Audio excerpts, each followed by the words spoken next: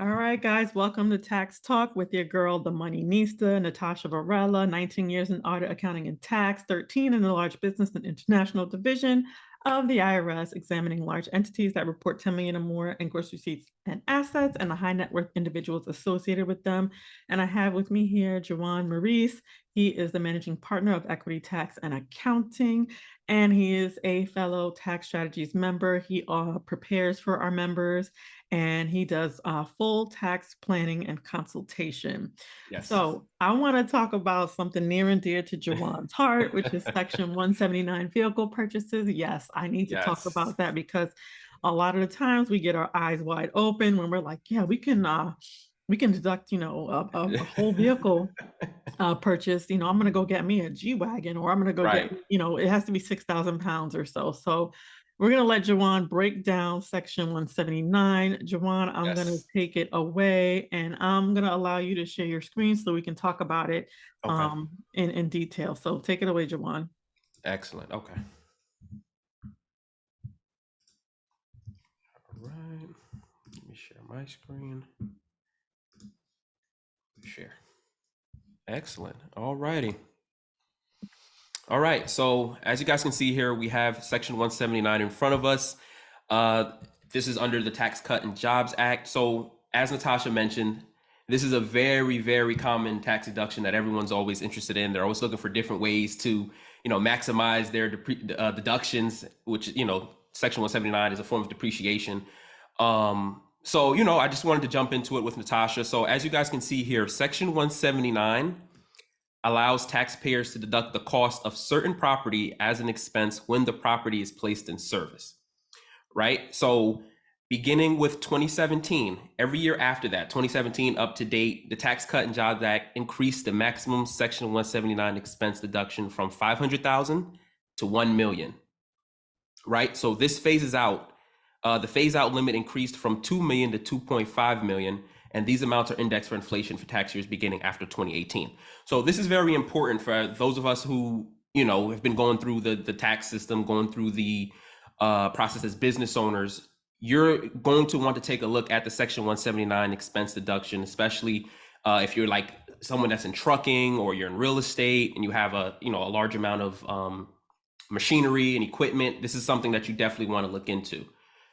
So, Jawan, let's go specifically into vehicles because Right. that is a common one. And let's just say that, I want to purchase a vehicle and I want to expense this vehicle under Section 179. Am I allowed to expense the full cost of the vehicle? What are the guidelines? I know you have to have 6,000 pounds or more, right? Right. And so let's say I purchased that G Wagon. Mm-hmm. And I use that because that's one of the very few vehicles that meets the weight requirements Right. under Section 179 to Mm-hmm. expense the vehicle. Am I allowed to expense the full cost of the vehicle, or is there like a calculation?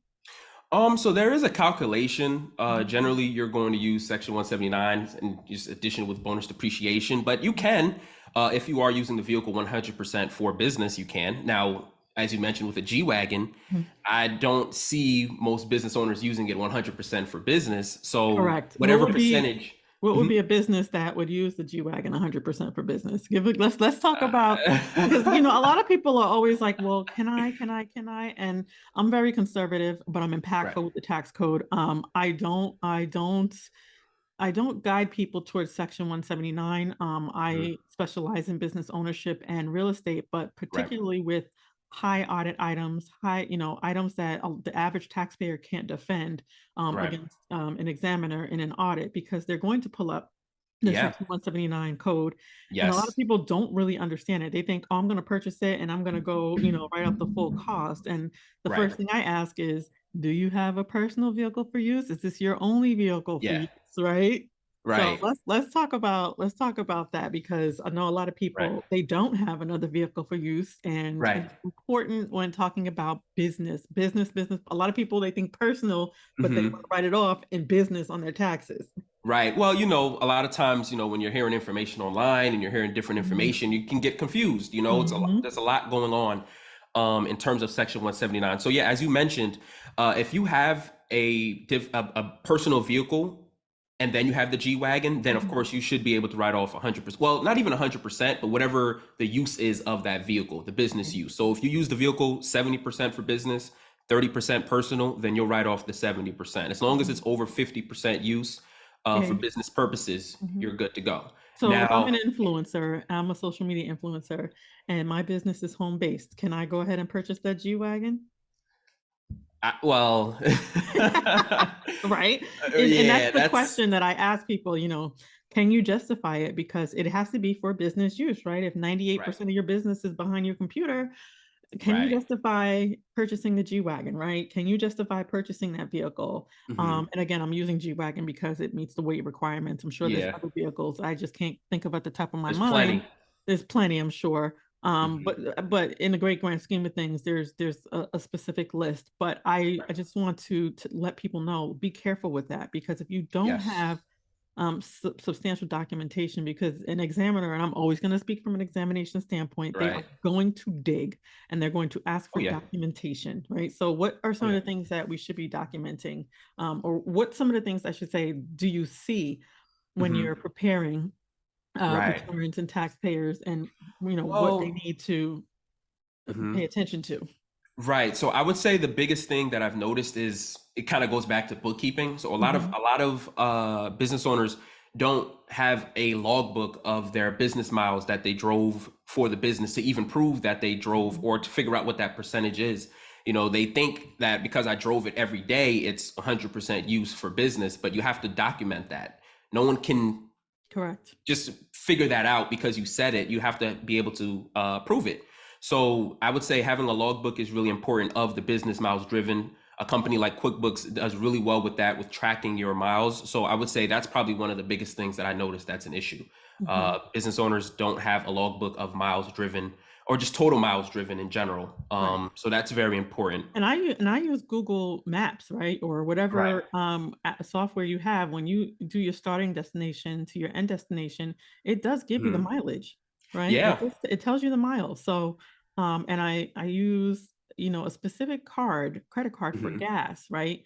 So Right. I know what is for business gas, what gas is used for business, and I specifically use and this is where that vehicle for personal use versus business use comes in. And of course, we Mhm. all can't during the course of business bifurcate our business Right. and personal use. Sometimes you're out doing business and you run to the grocery store, right? That's a personal Right. trip, but let's use a lot of common sense here and Mhm. use the business vehicle for business and document the mileage. Yes. And when you do, you can prove, without a shadow of a doubt that it is in fact for business, right? And Right. a lot of that is having another vehicle for personal use and documentation. Yeah, yeah, and that's really great. And also, I would say differentiating between the standard, not the standard deduction, the actual expense method and the standard mileage method, So right? which do you So, prefer? well, the standard is easier. It's much simpler Right. to use, but I would say it just depends on the entrepreneur. I personally like the actual expense method. You get a much better bang for your, Right. much better bang, for your So buck when you you hear get that, people, stop being lazy, track your miles. When you do your point A to point B, pull up your Google Maps and, Yeah. just save it in your notes. And then at the end of the week, go ahead and plug it into Excel or whatever Hmm. have you, or QuickBooks or the logbook you say Yeah. has a good functionality for that. Yes. Yeah, Yes. section because what happens is if they take away that section 179, all that money Hmm. goes back in as income and you have a tax Yes. liability. And also, what can happen from the exam standpoint is the IRS can pick up your prior year and your subsequent year returns and just dig for Hmm. no reason. Right. Right. Yeah. Yeah. And that's something that most people just simply don't understand. They think that it's just something that, if they have an issue with IRS with one return, they can't dig to prior returns, and they Right. can, They can. you They know. can. That was one of the things that we did as an agent. I would pick up the prior year and subsequent year when I found a defunct item. Right. Yeah. Because the So odds of them doing it in the past is pretty high. right, exactly. So, So I definitely want to talk to people about Section 179 because it is, a highly sought after item. Hmm. People look to that as an easy expense. I just want Right. to also point out to people, if you do decide to take the Section 179 vehicle expense, make sure that your business is legitimate.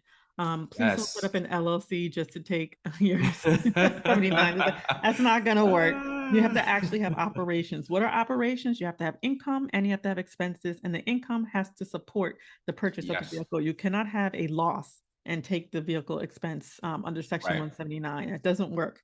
So there's a lot of parameters, and Hmm. I'm very careful with this one because it can get funny and funky in an exam. Yeah. And I like my documentation. I'm a very orderly person. I'm very organized. Hmm. Everything is tracked. And in a Tax Strategies Mastermind, we do Yeah. everything by month.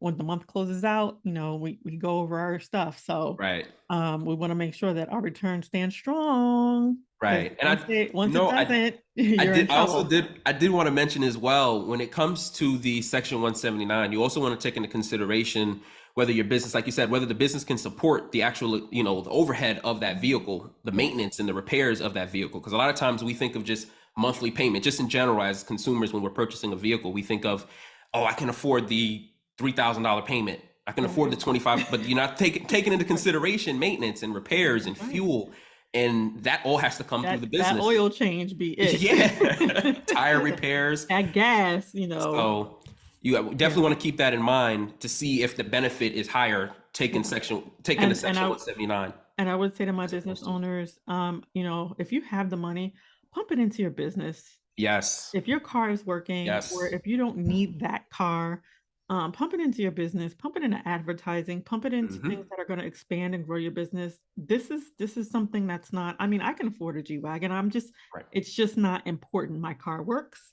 Right. And I'd rather pump it into things that are more impactful, like real Right. estate, like my business operations. So just a little unsolicited business advice to those of you out Hmm. there who are Now, thinking I of, want to ask you a question.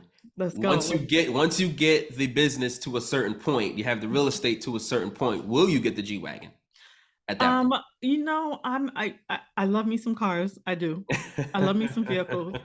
Um, and I honestly, when I look, and for those of you who don't know, I move within the tax code. I don't move Right. outside of it, right? My car has been functioning, it's paid off. I have a 12-year-old car. I love her. Right. She's a 2010 Acura I TL. have a '09.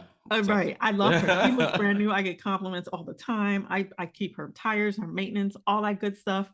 Hmm. And I do write off the actual expenses because I go to my properties. I have about 7 properties, right? Right. So and I think 5 of them are up were by me, and 2 are out of state.